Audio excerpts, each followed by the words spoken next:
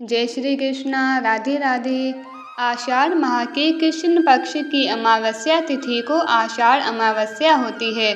आषाढ़ महीने की अमावस्या को हलहरणी अमावस्या भी कहते हैं। इस दिन किसान अपने हल और खेती से जुड़े हुए औजारों की पूजा करते हैं। मशीनों और सामानों की भी पूजा करते हैं। इसके अलावा इस दिन श्रद्धालु पवित्र नदियों में स्नान करते हैं। कहते हैं ऐसा करने से व्यक्ति जन्म और मृत्यु के बंधन से मुक्त हो जाता है। इतना ही नहीं, अमावस्या तिथि पितरों के तर्पण के लिए भी उत्तम मानी जाती है। इसके अलावा इस दिन दान करने का भी विशेष महत्व होता है। धार्मिक मान्यताओं के अनुसार अमावस्या के दिन पितरलोक से पितर धरती पर अपने वंशजों से मिलने के लिए आते हैं और उम्मीद करते हैं अपने वंश से उनको तृप्त किया जाएगा। इस वजह से अमावस्या के दिन पितरों की तृप्ति के लिए तर्पण, पिंड दान, श्राद्ध, कर्म आदि किए जाते हैं। वैदिक पंचांग के अनुसार इस साल 5 जुलाई दिन शुक्रवार को सुबह 4:57 पर आषाढ़ माह के कृष्ण पक्ष की अमावस्या तिथि शुरू होगी। ये तिथि अगले दिन 6 जुलाई दिन शनिवार को सुबह 4:26 पर समाप्त होगी। ऐसे में उदया तिथि के आधार पर आषाढ़ अमावस्या का पावन पर्व 5 जुलाई दिन शुक्रवार को मनाया जाएगा। 5 जुलाई को आषाढ़ अमावस्या के दिन आपके लिए स्नान का शुभ समय ब्रह्म मुहूर्त है। धार्मिक मान्यताओं के अनुसार ब्रह्म मुहूर्त का स्नान सबसे उत्तम माना जाता है। आषाढ़ अमावस्या के दिन का ब्रह्म मुहूर्त 4:08 AM से 4:48 AM के बीच का है। हालांकि सूर्य उदय से तिथि की गणना होती है तो आप उस दिन सूर्य उदय मतलब 5:39 AM के बाद से स्नान कर सकते हैं, कोई आपत्ति नहीं रहेगी। आषाढ़ अमावस्या के दिन का शुभ मुहूर्त यानी अभिजीत मुहूर्त 11:58 AM से दोपहर में 12:54 PM तक का है।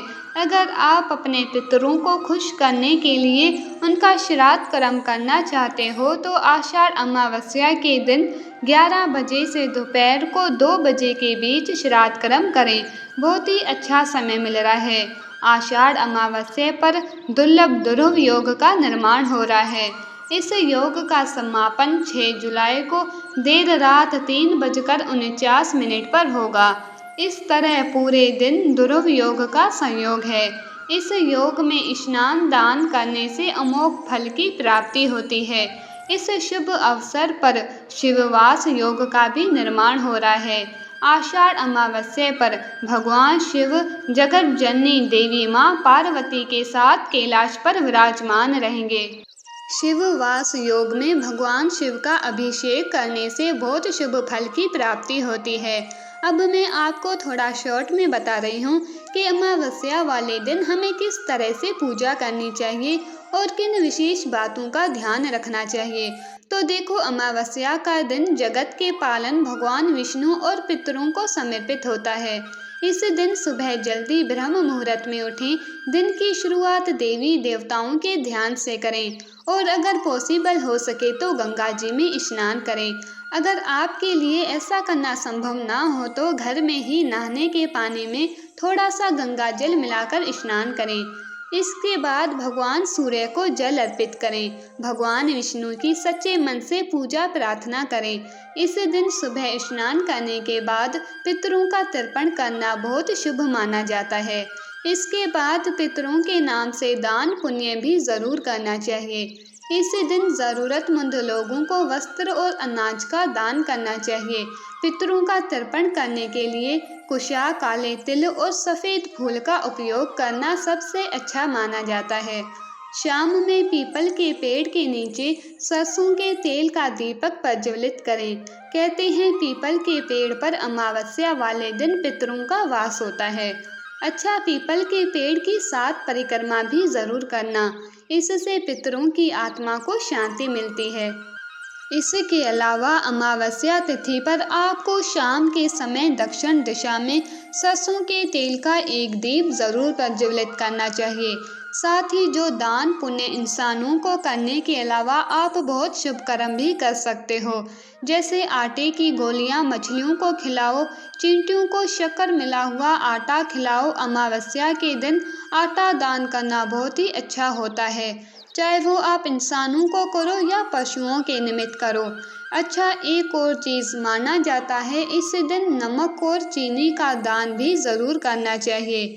आषाढ़ अमावस्या पर आंवला, दूध, घी और दही, ये कुछ विशेष चीज़ें होती हैं जिनका दान बड़ा फलकारी माना जाता है। ऐसा कहा जाता है कि इन चीज़ों का दान करने से आर्थिक तंगी दूर होती है और धन लाभ के योग बनते हैं। अमावस्या तिथि को शास्त्रों में बहुत ही नियम संयम का दिन माना गया है। इस दिन भूलकर भी किसी बुजुर्ग का अपमान ना करें और किसी के साथ विवाद, लड़ाई झगड़ा, बहस करने से बचें। अमावस्या तिथि पर मांस, मदिरा, नशा, शराब, जुआ, इन सब से दूर रहें। आपके द्वार पर अगर कोई भिक्षुक आता है, रास्ते में आपसे कोई कुछ मांगता है, तो उसको कभी भी खाली हाथ नहीं जाने दें। ऐसा माना जाता है कि हमारे पितर भी कई बार किसी रूप में हमारी परीक्षा लेने आ जाते हैं। इसके अलावा किसी सुनसान जगह अकेले ना जाएं, खुले में किसी पेड़ के नीचे यूरिन ना करें, ये बड़ा अपशगुन रहता है उस दिन। आषाढ़ अमावस्या के दिन सुबह पितरों की पूजा करें और गाय, कौवे, कुत्ते, चिड़िया के लिए दाना डालें और पानी का प्रबंध करें। ऐसा करने से पितर प्रसन्न होते हैं, साथ ही साथ पूर्वजों की आत्मा को शांति भी मिलती है। अगर आपके जीवन में पितर दोष के आपको लक्षण दिख रहे हैं, तो आषाढ़ अमावस्या पर स्नान दान के बाद दक्षिण दिशा में मुंह करके काले तिल मिलाकर जल से अर्घ दें। इस समय पितरों का ध्यान करें और अपनी किसी भी गलती के लिए क्षमा याचना करें। इससे इंसान की सभी परेशानियों से मुक्ति मिल जाती है और पितर दोष दूर होता है। अच्छा, इसके अलावा दक्षिण दिशा पितरों की दशा मानी गई है। ऐसे में आषाढ़ अमावस्या पर घर की दक्षिण दिशा में सरसों के तेल का दीपक में थोड़े से तिल डालकर जरूर प्रज्वलित करना चाहिए। मान्यता है कि ऐसा करने से पितर प्रसन्न होते हैं और हमको आशीर्वाद देकर जाते हैं। इससे घर में सुख समृद्धि आती है। अच्छा, इसके अलावा एक और चीज़ आपको बताती हूँ। आषाढ़ अमावस्या का दिन अच्छा दिन माना गया है। इस दिन लाल कपड़े में अलसी के बीज और कपूर को बांध दें। इसके बाद ऊपर से कलावा लपेट लें और इसे किसी पवित्र नदी में प्रवाहित कर दें। इससे धन संबंधी परेशानियां भी दूर होंगी और धन लाभ के योग बनते हैं। करके देखना बहुत आसान है और प्रभाव बहुत ज़बरदस्त है। इसी के साथ मैं उम्मीद करती हूँ इस वीडियो में दी गई जानकारी आपके लिए उपयोगी होगी। इसीलिए इस वीडियो को ज़्यादा से ज़्यादा शेयर करके प्लीज़ लाइक और सब्सक्राइब करें। जय श्री कृष्ण।